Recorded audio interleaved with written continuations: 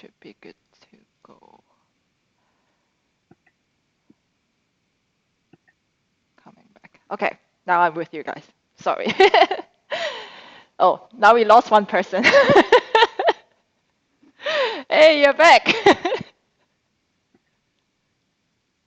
I moved 15 meters. Maybe you have less noise, but there's still a lot of noise. But I'll put on mute. Just if you want to talk to me, just make it very explicit. But it's not so bad from my side. I don't really hear. I mean, I hear a little bit background noise, but it's not so bad. Okay. Yeah. Okay. Okay, so kick off section 3.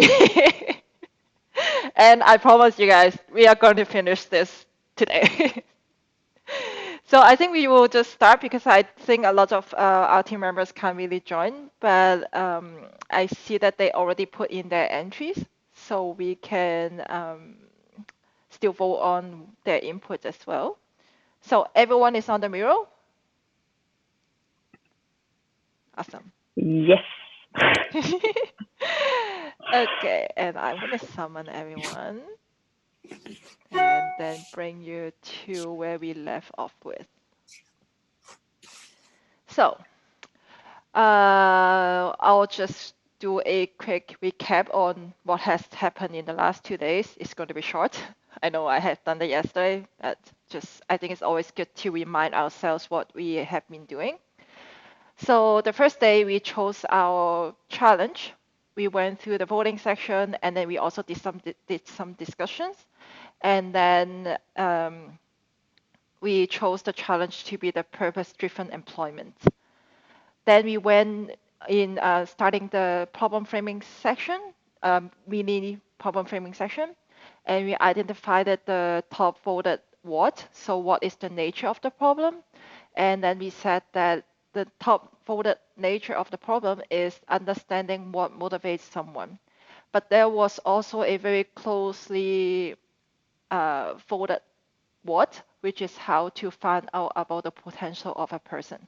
So I also captured it in the top section here in the gray, as a gray card right beside it.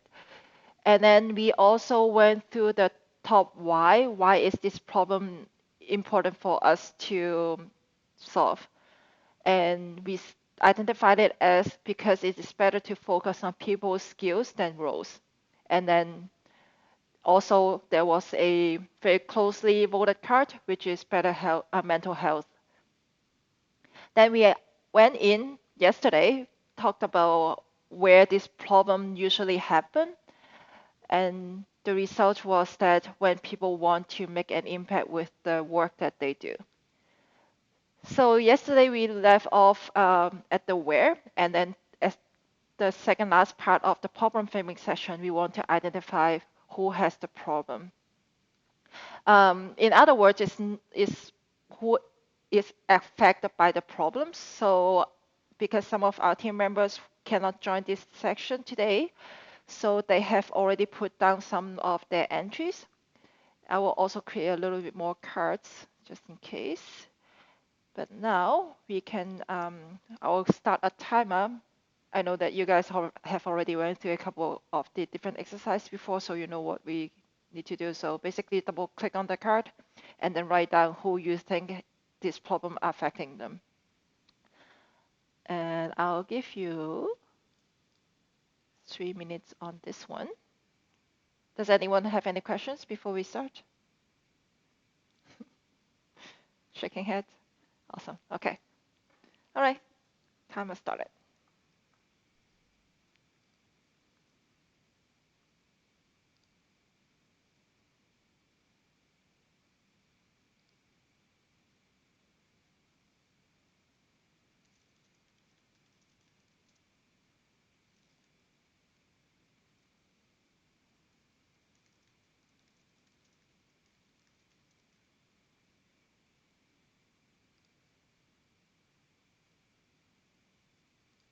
Okay.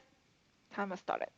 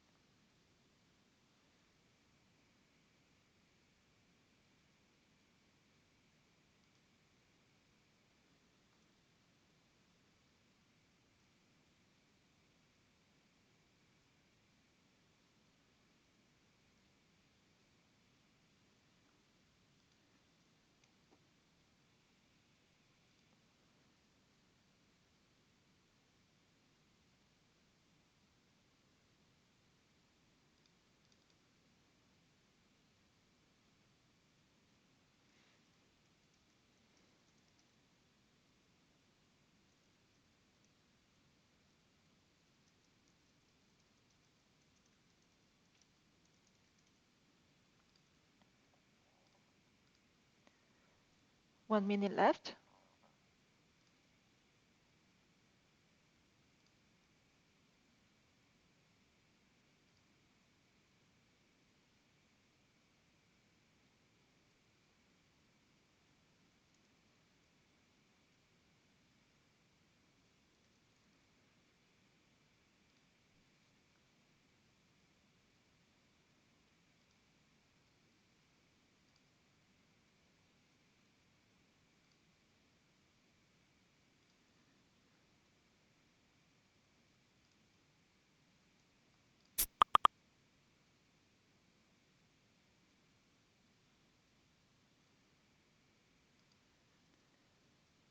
Ten seconds.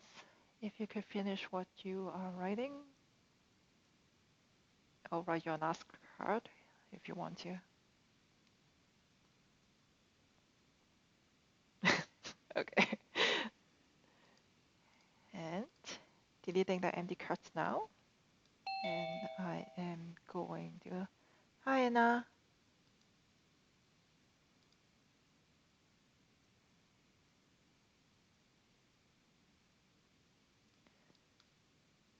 So at the bottom section here are all the cards that I copied it. Now we are going to do an affinity diagram like what we did for the other sections. Anna? Yeah, sorry, hi. Hi. Okay.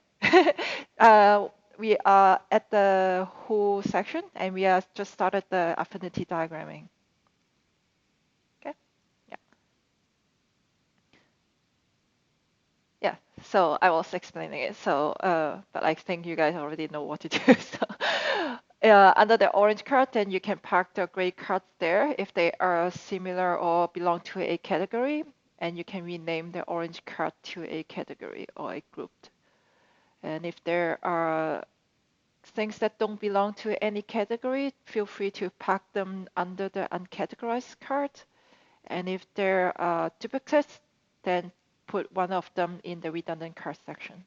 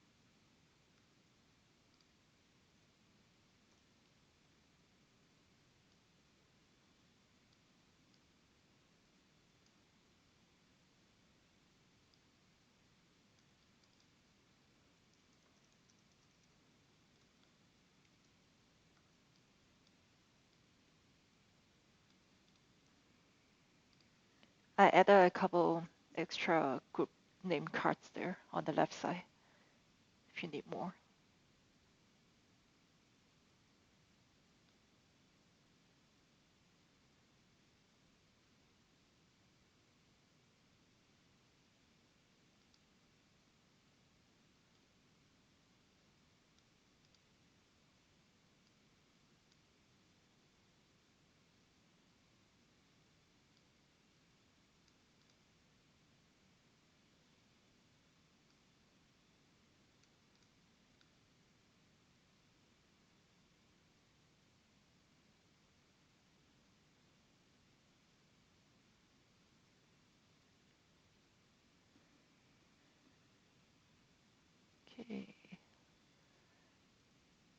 So looks like we are good now.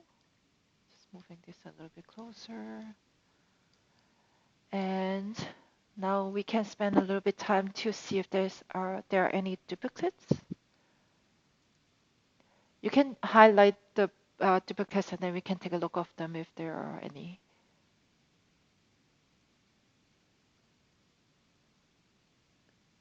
Workers looking.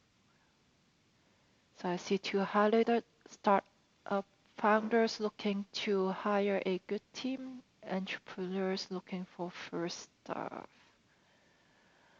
Similar, but I wouldn't say they are identical. What do you guys think? The two blue cards that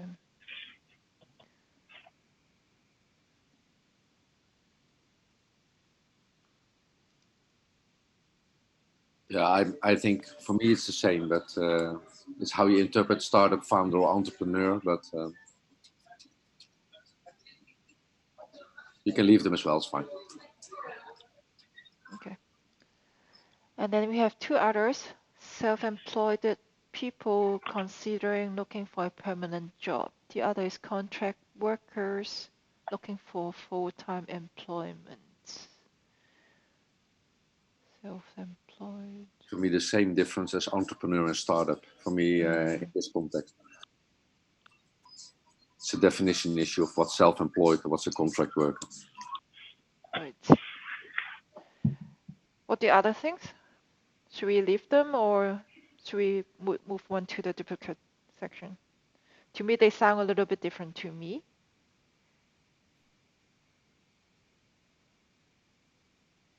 Bear? Where do you see? For me, it's almost the same, so I wouldn't know which one to vote for, honestly. Okay. And what does CSR mean? I don't know if it's from somebody like Social CSR, people responsible for CSR, this one. Does anybody know? Corporate sustainable responsibility. Okay. So the two blue cards, should we move one to the duplicates or should we leave them as is? Give me a thumbs up if we want to leave them as is. If not, then we will move one to the duplicates. Okay. I would move one, yeah. Okay.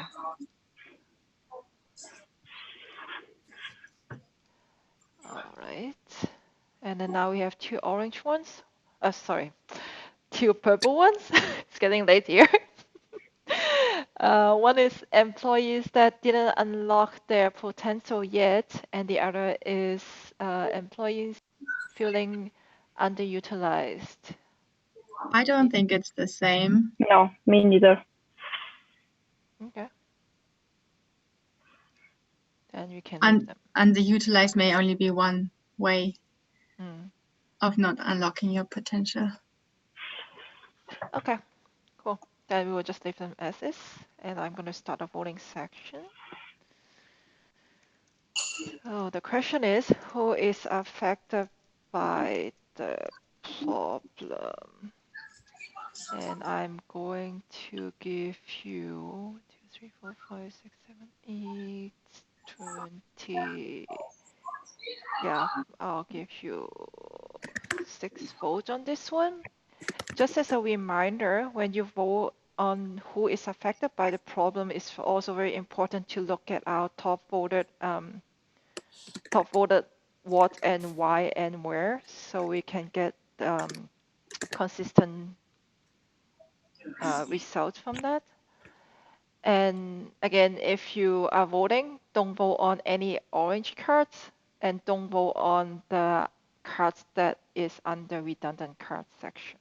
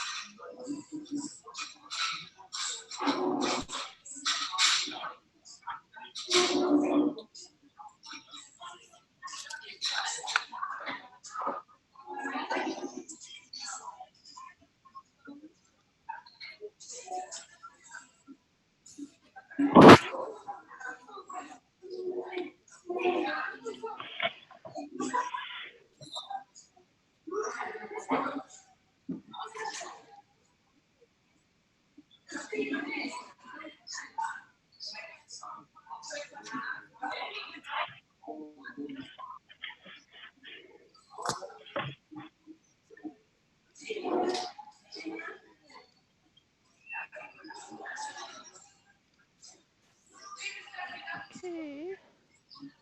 Anomalous gold have one vote left. Oh, yes, good.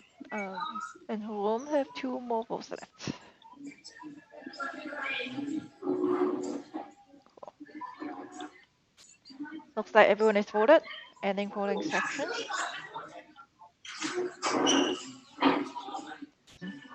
Four unique votes. The second highest voter. Sandy, are you on mute? I'm doing this again. As mentioned, it's getting late. So, again, our top voted who is the company recruiter seeking for right motivated people. It has 5 votes and 4 unique votes. And the second top voter who is employees that didn't unlock their potential yet. It has 4 votes and 3 unique votes. So I think I would take the first card, first top voted card, which is the 5 voted one. And then I'm going to summon you here. And what I'm going to do is I'm pasting it. Sandy, can I ask a technical question? Yeah. How did you see the difference between unique voters? Where did you see that? When you click on the show voting, show page result, or Yeah. show result page, when you open that, and then on top it will say 5 votes, and then it will show you the card, and then underneath the card it says unique votes. Okay, so that's the only way, yeah? Yeah. I thought there was another way because you were browsing and you said it while I didn't see it on the screen, but okay, thank you. Yeah. So, okay, last part of our problem framing section. So now we have identified that the top voted what, why, where, and who. What we want to do is we want to frame it as one problem statement. The steps is that we are going to, there's a template here on the top here. It says problem statement template. And then it says who is experiencing what when they are where. And it's important to solve this problem because of why. So this template sentence is going to help you to simply plug it in that plug it the top order items in the sentence. But at the same time, we are not limited to or get stuck with just that template. So feel free to form your statement to what you feel like it should be. The most important thing to remember is that we want to relay it back to our top voter challenge, which is the purpose-driven employment. And then we want to connect the what, why, where, and who. And this statement should be as concrete as possible. Is this clear for everyone? But Anyone it have needs, any? Yeah. but it needs to relate to what we have now in the box above. So let's say the target audience is company recruiters, Yes. people that want to make impact. Okay. Yeah. So that reference material box is our key information. So, and there are already a few in the boxes down here because I think they were filled by the members, our team members who were not able to attend in this section. So I will set a timer for 3 minutes on this one. But if you need more time, then just let me know.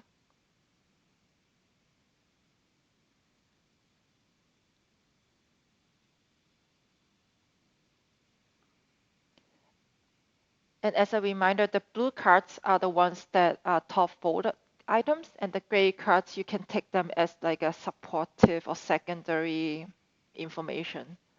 So you have your choice to combine them or just leave them as is.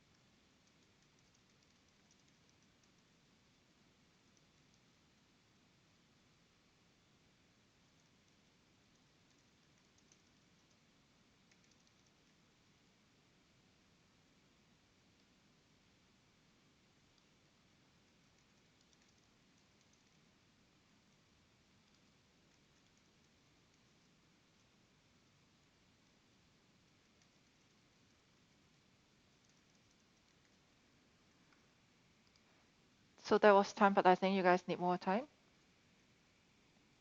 Okay. I'll add 2 more minutes. Feel free to write more than one statement if you want, or you can keep refining yours.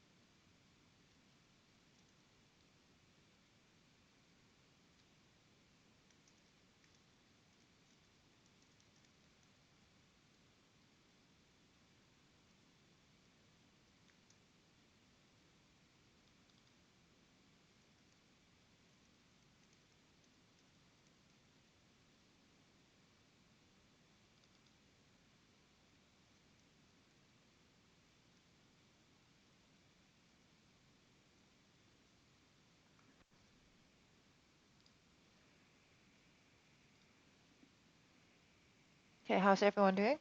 Need more time, or are we good? Good. Thumbs up. Anyone need more time? Speak up.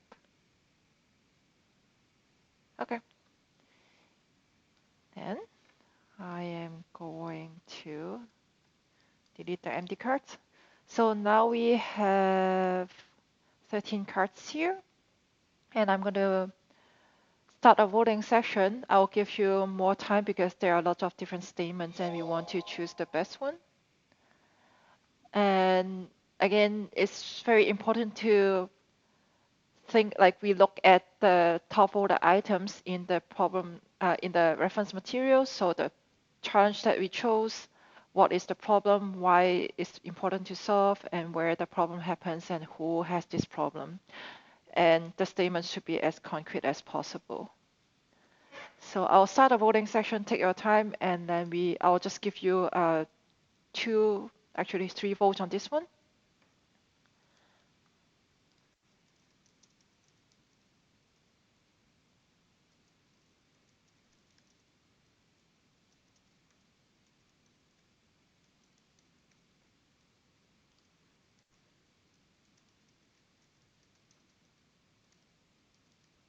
Actually, I'll give you four.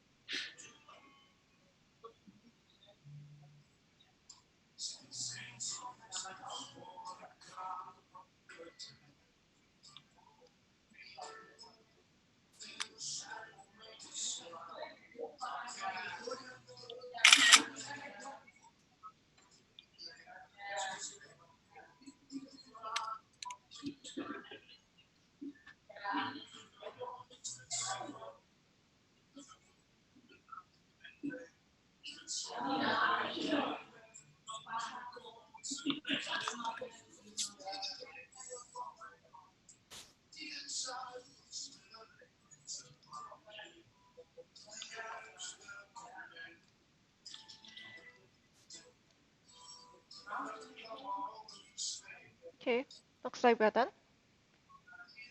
I'm ending the voting section.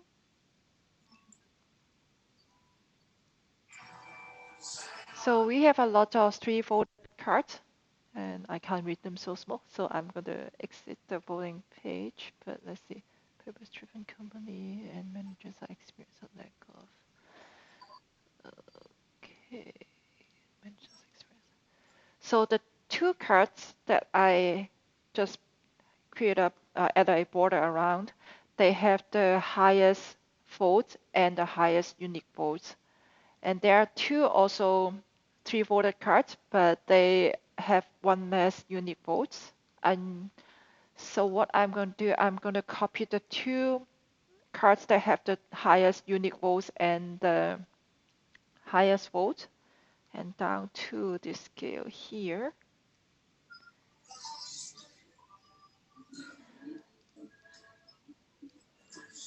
So, oops, let me just log this.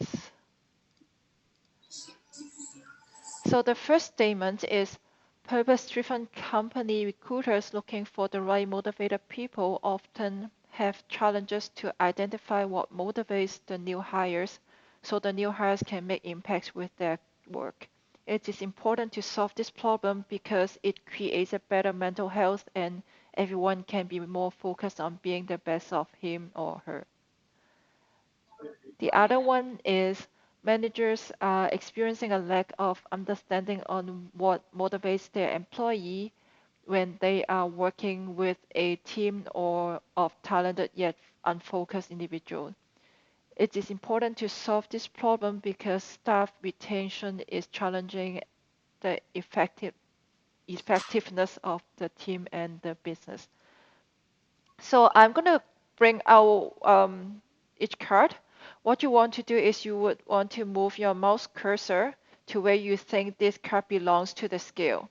So as you see, this is a scale of concreteness. So if this statement is very concrete and concise, which gives you a lot of information and clarity on in a few words and briefly but comprehensively. And also important, again, I just want to keep reminding you guys that we want to look back to our reference material and see if the statement also matches what we have voted on as a reminder. So maybe I'll summon everyone here on top so you can refer to the materials again, just very quickly. So our top challenge is purpose-driven employment. The top voted why is understanding what motivates someone or how to find out about the potential of a person. And the top voted why is because it is important to focus on people's skills and roles, and it creates better mental health. Where this problem happens is when people want to make an impact with the work they are doing. The top voted who is company recruiters seeking for the right motivated people. So back to the scale at the bottom. So the first card I'm going to call out is the purpose-driven company recruiters looking for the right motivated people and often have challenges to identify what motivates the new hires so that new hires can make new impact with their work. It is important to solve this because it creates a better mental health and everyone can. So I can see your mouse cursor from my side.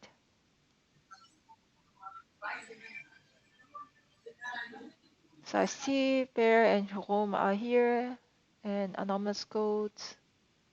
Yeah. Okay.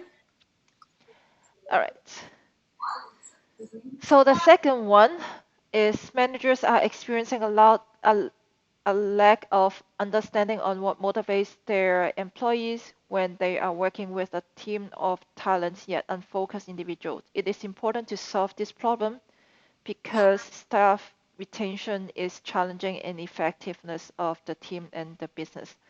So when you want to move your mouse cursor, think about if this is more concrete and give more information, and if it's relating to the define the problems more or less, and move your mouse cursor relatively to the left or to the right for the first with the first card.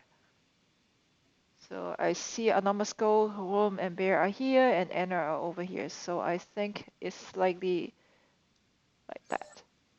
All right, so this will be our top voter challenge, our top voter problem statement. So that is the end of our problem framing section. Does that mean that we're going forward with this one now? Yeah. Okay. I kind of missed some discussions. I don't know. I think it's Feel free, you can, yeah. Yeah, and also because I think they are both pretty much on the same concreteness level, but I think it's will be good to discuss which one is more relevant, maybe, because I when we chose the who, then obviously this is the persona now maybe that we will be developing something for, but I think recruiters are only the first people in the company that like saw some people, and then for the overall development of an individual, it's more probably their counselors or managers who are taking care of this. So I'm like, I would really love to discuss this. I had a point to make as well, and it relates to this conversation or not conversation, and about whether the design sprint process is the process to follow or not. Just from a process point of view, I'm not debating now, Anna, whether you're right or wrong. I'm just trying to say there was a democratic process from the beginning till the end, which came up with the what, why, where, and who. And then we have to formulate problem statements. And it surprises me from a process point of view that there were problem statements being made that have nothing to do with the stakeholder group that was defined due to the democratic process. And I've seen this in more sprints happening. So I'm not blaming it on this sprint. I see that in more sprints happening that in Dutch we call that stokpaardjes. Let's say people are coming back on their own preference that was not being rewarded in the process. And I see that happening here as well. And Sandy has done a lot of sprints in the past. I've observed a lot of sprints, and that's always, for me, a very challenging part, how to deal with it. I have no solutions for that, other than either we follow the process and the democratic result out of that, and that means that the next step needs to adhere to the democratic process, or we have a conversation in the process to justify some of the inherent realities that we want to bring to the surface and that may not be surfaced by a democratic vote. Yeah, I think maybe I just don't have any experience in like these kind of design sprints, because all I know is, design thinking workshops where usually when you put a post-it, you briefly explain what you mean by it. And I really miss this kind of exchange that everything's just done.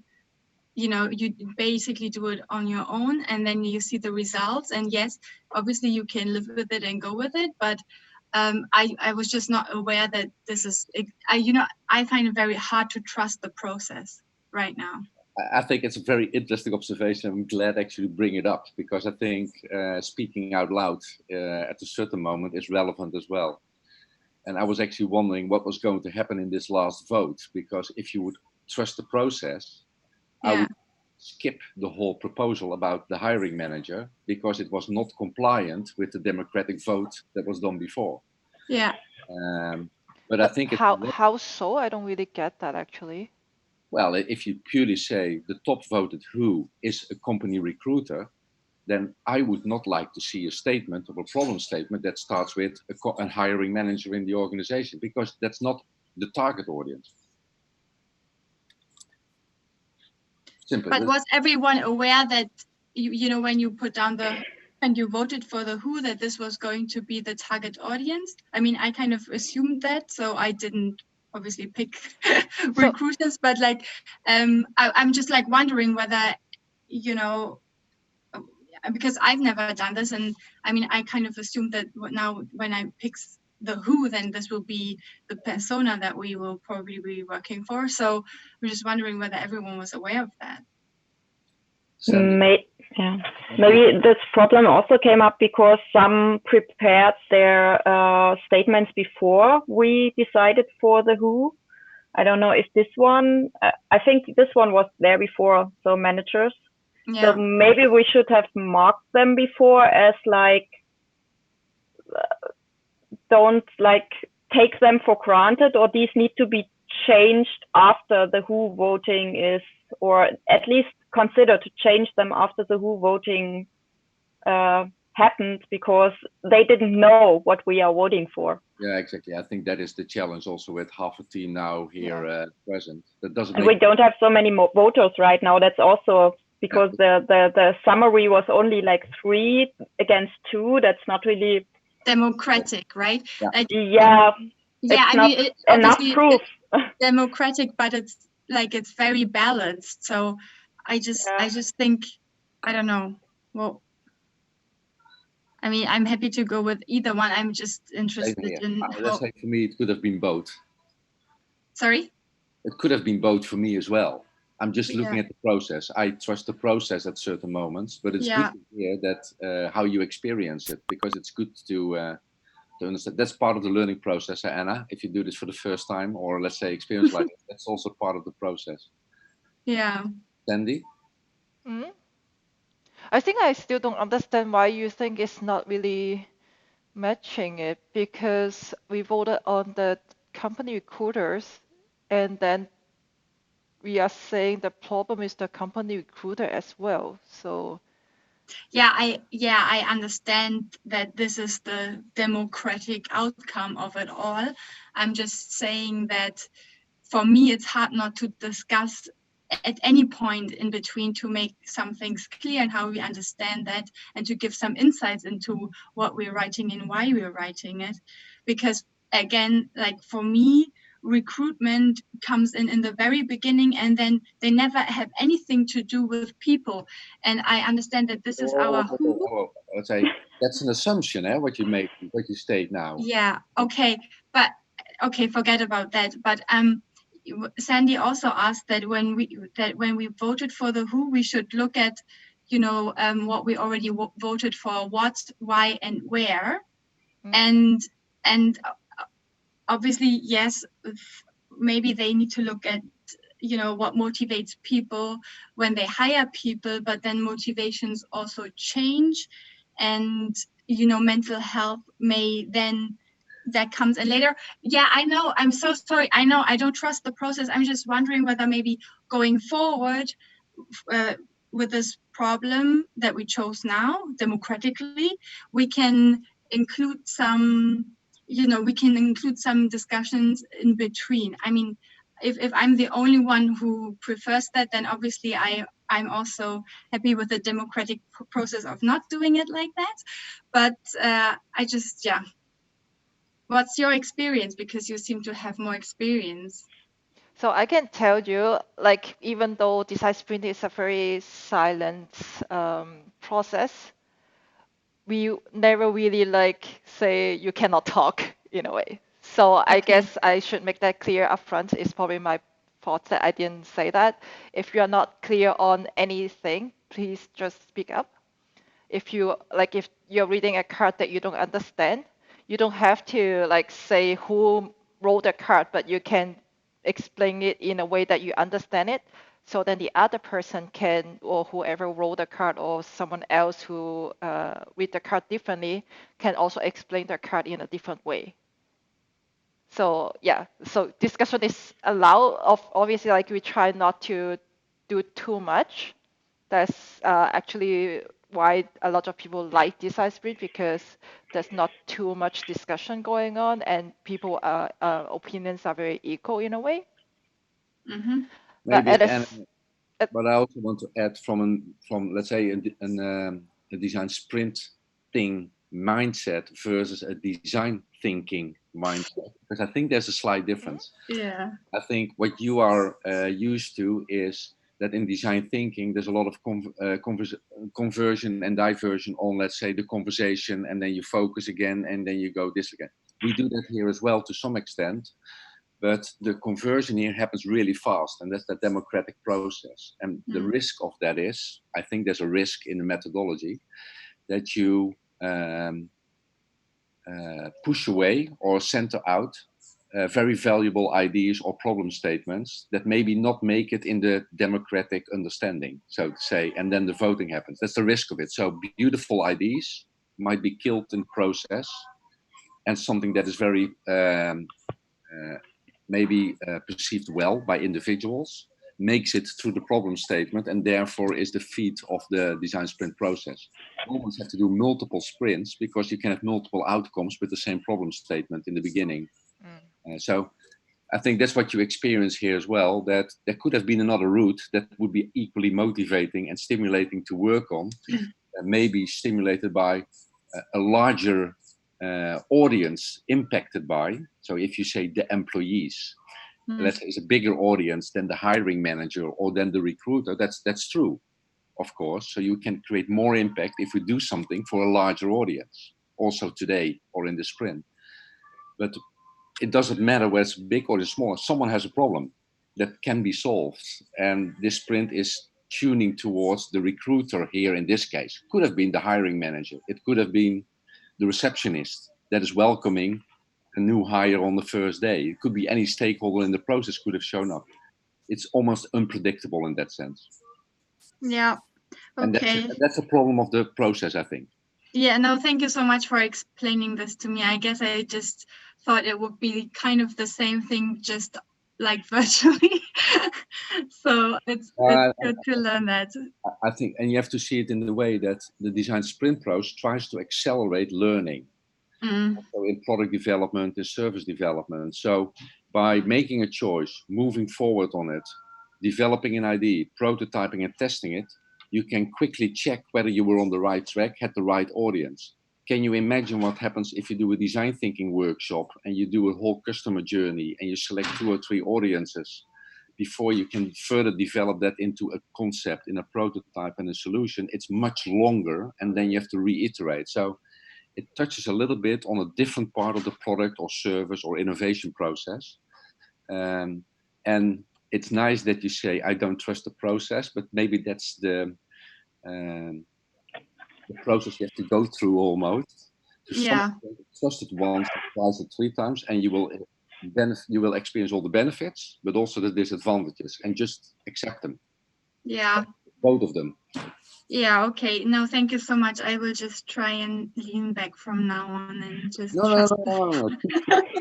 So, like I mentioned, like if you are not clear on anything, like really, we like open up and we should discuss, because otherwise, like Rom already mentioned, there will be a chance that may misunderstood something, and then move maybe in another thing that forward that is not really what we wanted. So. Andriana, you're very quiet. You're listening, but I think you want to say something. No, I just wanted to add initially that, yes, the hiring process starts at the beginning, but I think it's easier to motivate employees, but it's harder to retain that motivation over time. Yeah. So I think that's where the biggest challenge would be, because when someone is joining a company, everything is new, so they can find the motivation in everything. Everything is exciting and shiny. It's like a kid having a new toy. But then continuing to play with that toy and finding new ways maybe to play with it is what would be the challenge, I would say. But again, yeah, we chose that, so I was just observing the conversations. But it's also an interesting. It's more like when you hire the person, you cannot see that from their CV or resume, right? So if you're hiring the right people with the right motivation that matches your company's the purpose, then it will actually go a long way from right from the start. But can I say something off the record here? Yeah. You can interview me as a subject matter expert if you want, but I'm doing recruitment half of my time. And if you ask me where I'm trying to make the difference, and I'm not trying to influence the conversation, but just give you a perspective, Where I'm trying to make the difference in the way we recruit in the agency that I run is exactly trying to find the right match on purpose. So that I know if I introduce a potential candidate to one of my client organizations, that this is a candidate for the long haul and not just for the first 6 months or 12 months filling a job position, but really that that person feels connected with the core of the company, with the culture of the company as well, but that he or she feels that there's a long-term opportunity to contribute. That's really something that I look for in candidates if I introduce them to my customer organizations that hire me to recruit. As an example, I've been a hiring manager as well, and I've experienced what it means if someone has made the wrong decision for me and I inherit a team or members of a team that don't have that, let's say, long-term motivation to contribute to the company. You need to repair that. It's hard. And then to motivate people and remotivate is a big challenge. And that's the second statement that's made over here. So they're both very relevant. But I think you have recruiters that select on resume, I mean on skills, on experiences and years of tenure in a certain industry, but don't look at the motivation of people. And that's exactly when you place people as a recruiter or as a company recruiter, you bring them in and you fill the vacancy. And after 6 to 12 months, these people start to hesitate and to doubt whether they made the right choice. Okay, at least you made me a little bit more excited about the topic now, about designing something for recruiters. Yeah, you can also say it another way. Even if you will be the hiring manager and you act as a recruiter, you can also see it like that. And that I think is what Sandy tries to express a little bit. A hiring manager is also a recruiter in a certain sense. Yeah, I didn't think that the managers were referring to hiring managers, just to managers as in team leads. Yeah, that's a total different reality. Then you're in a different part of the process. Exactly. Things like that. But one last thing I wanted to say, I always believe as a manager, as a hiring manager, as a recruiter, garbage in is garbage out. So if you hire the wrong person, you'll pay the price in the years following. But okay, but like, I mean, maybe at first it's a fit, and then after a while it may not be a fit anymore. Or like my company has like a big purpose. Yes, I get it. And everyone would be, would say this is a good purpose probably, but like what at some point you ask yourself, what's your personal purpose in this all, and how that can change over time. Exactly. Yeah. And we are not trying to solve all the problems along the whole journey. So we are trying to find a target where we can focus on. So yeah. All right. All right. So we have 1 minute left. I just want to very quickly go through the next steps with you guys, and I will also post. Say again. I always delay the process. No, I did. Sorry. No, but it was a good conversation, so we are good. So the next exercise, I will just make those exercise offline because we are missing half of our team anyway. So the next exercise that is from now until the first day of sprint, we need to find at least 3 subject matter experts who we can do around 20-minute interview with. And the one exercise that I have here is that everyone can write down what they think are the potential. We already have one. The potential candidates for experts. Again, like you can do this offline. You don't need to do it now, like Bear did. But feel free if you want to. Yeah, I mean, I don't want to forget it. Yeah. So go ahead if you want to. But the other one on the right side, which is the role identification, is also very, very important to us. So I know a lot of you already put this up. So there, the gray cards are the task or responsibility that we have to divide within our team. And if you want to lead this, then put your orange card on top. If you want to just assist, you can put it on the bottom. And it's very important that by the or before the sprint start, we have at least all the leads filled out there. So you can also do this offline, and so you can take a little bit more time to read what the responsibilities are. And I will send out messages on Slack and keep everyone updated. So ideally next week we should have a list of subject matter interviews scheduled, at least 3 of them, and then the week after we can interview them. That will be the ideal situation. So I think, yeah, the So, contact and schedule subject matter interview, the third role, hopefully we will find a lead there.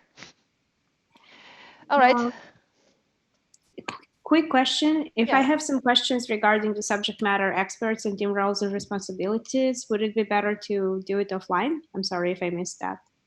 Then just follow up on Slack. You can ask me now. If everyone want to stay, you can feel free.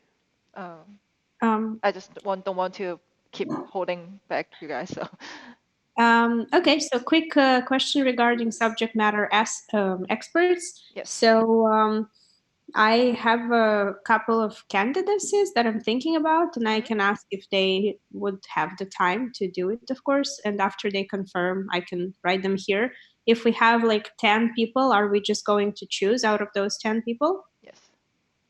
So Hmm. we should probably start filtering them. Okay. Is there any specific criteria based on which we will do the filtering? Well, I think the biggest one is we should look at our topic or our challenge and our problem statement. So I hopefully like the next few days that this subject matter expert candidates will be filled out, so we have a better idea of what we actually want to interview. Mhm. As for the concrete criteria, I would actually leave it as a Slack conversation, so you guys can suggest, or do you think like just make suggestion? Do you think this guy matches, or so we can have a little discussion on Slack as well on that. I think what's also relevant if someone stands up as the user researcher in the beginning of the Yes. process, and we still have five other people of the team that now are not online but probably listening in. It's also that person that can facilitate that conversation on selecting the right audience for the interviews. I hope we have 10 candidates. That's if you can find 10, that's great. If we can already find 3 or 4 to really inspire the conversations, that's already good, I think. But let the user researcher also stand up and take his responsibility in this process. And we're focusing on interviewing people that we're trying to solve the problem for. Yes, in a way, but not totally. So I wouldn't say like you should not interview an employee who is working Mhm. in a purpose-driven company or who feels very motivated in a company because this person has already gone through this hiring process, for example, or a person who will stay in a company for over 20 years and you can still see them being motivated the whole time. Then you can, during the subject matter expert interview, like an example question would be like, what keeps you being motivated the whole time? Was it anything to do with your hiring process, or how did you find the right company in the beginning? Like, so yeah. Or how do you support, let's say, finding new talent for the company? Yeah. Being already 20 years in the company, how do you motivate new hires? How do you help them to onboard? Let's say these are all recruitment conversations as well, I think. So don't limit yourself too much to a recruiting specialist or a headhunter or a corporate recruiter. Think a little bit broader. And I think that's where also Anna can come in with her perspective on it. It's not just the recruiter, I think, that relates to this Mm, problem, how we translate it to that role that we try to help out solve a problem. yeah. And I would say like in the end, whatever product or what solution that we produce may not the user may not be actually like the hiring managers. Mm. It could just be something, I don't even know what the result will be, but it could be a solution for the managers or the employees, so then they can help out the hiring process or the help out the recruiting process in a way. So it can be indirectly related as well. I don't know. We haven't even started our sprint yet, so I can't tell what will be. But just saying like the hiring managers or the recruiters doesn't have to be the end users for whatever we are producing. Okay. Thanks. Hi Me there. too. Okay. Leaving now. I just want to say goodbye.